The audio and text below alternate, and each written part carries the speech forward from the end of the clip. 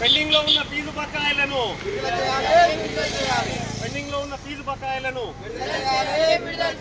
రాష్ట్ర వ్యాప్తంగా పెండింగ్ లో ఉన్న ఫీజు బకాయిలను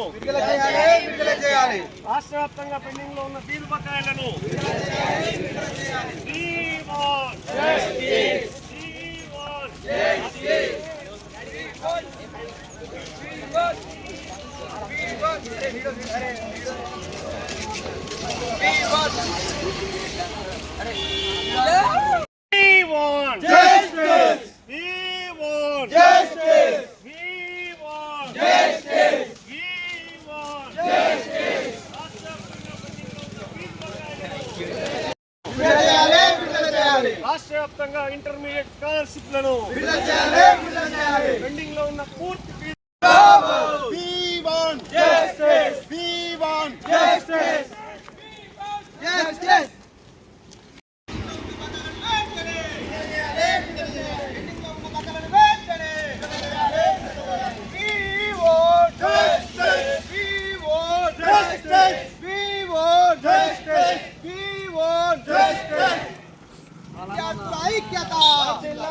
విద్యార్థుల ఐక్యత జిందాబాద్. పెండింగ్ లో ఉన్న బకాయిలను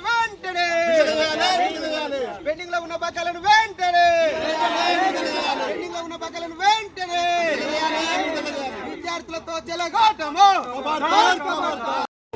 ఈరోజు రాష్ట్ర చరిత్రలో మొట్టమొదటిసారిగా ఈరోజు మేనేజ్మెంట్స్ అసోసియేషన్ ను 4 రోజుల నుంచి ఈరోజు రాష్ట్ర వ్యాప్తంగా ఉన్నటువంటి అన్ని కళాశాలలు బంద్ నిర్వహిస్తున్నాయి.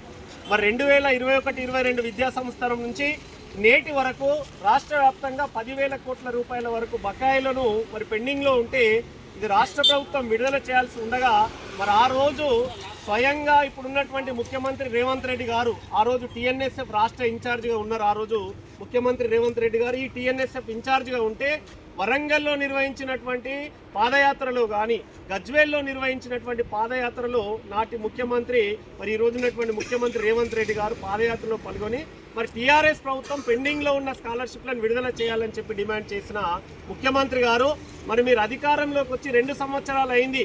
మరి దాదాపు 10,000 కోట్ల రూపాయల ఫీజు బకాయిలు పెండింగ్లో ఉన్నాయి.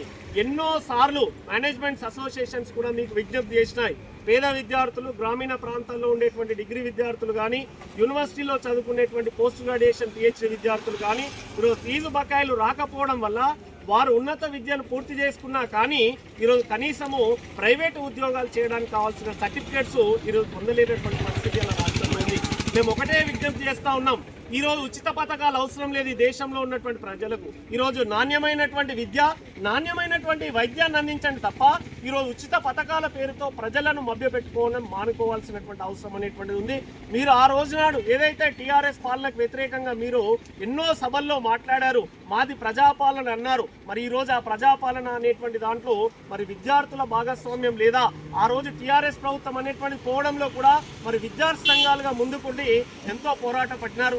ఈరోజు కనీసము ఉద్యోగులకు జీతాలు వచ్చే పరిస్థితి లేదు. ఈరోజు రాష్ట్ర వ్యాప్తంగా ఉన్న అన్ని ఉద్యోగులకు 5 పిఆర్సీల్లో డిఏ బకాయిలు పెండింగ్ ఉన్నాయి. సగటున ఇక్కడ ఉన్నటువంటి పోలీస్ డిపార్ట్మెంట్ వాళ్ళు ఇక్కడ మన ముందే కనబడుతున్నారు.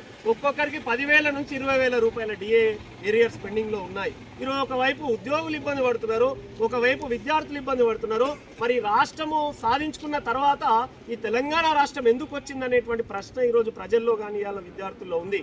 ఆ రోజు టీఆర్ఎస్ ప్రభుత్వము ఉద్యోగుల వయో పరిమితిని 58 సంవత్సరాల నుంచి 61 సంవత్సరాలకు పెంచి నిరుద్యోగులకు తీరనటువంటి అన్యాయం చేస్తే ఈరోజు కాంగ్రెస్ పార్టీ అధికారంలోకి వచ్చిన తర్వాతనైనా న్యాయం జరుగుతుందని అనుకుంటే ఈరోజు పెండింగ్లో ఉన్నటువంటి ఫీజు బకాయిలను విడుదల చేయకుండా మరి తీవ్రమైనటువంటి ఇబ్బందులకు గురి చేస్తున్నారు.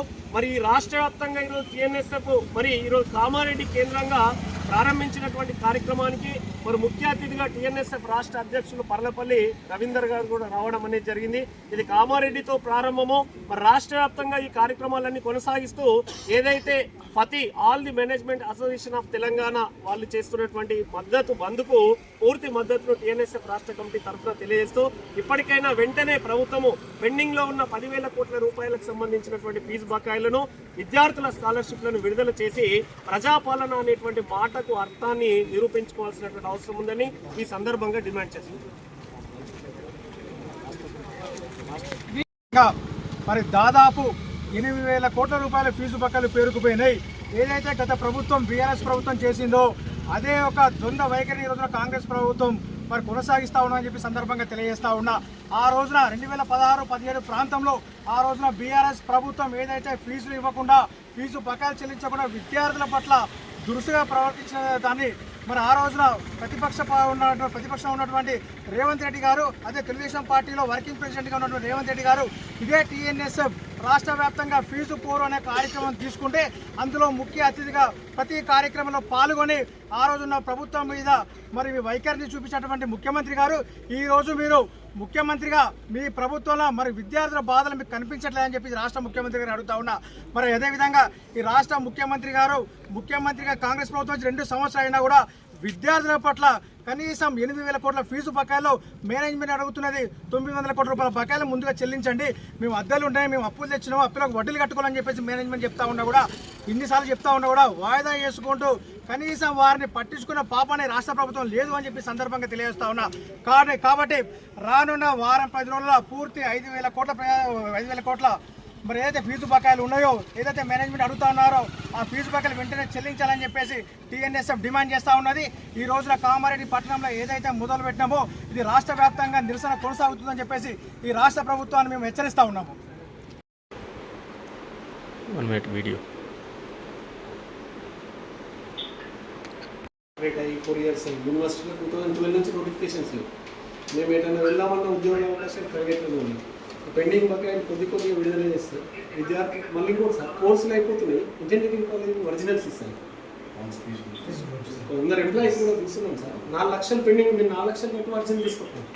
4 లక్షలు కట్టేస్తే మాత్రం ఇబ్బంది లేదు సార్. చిన్న ఫ్యాక్స్ మీరు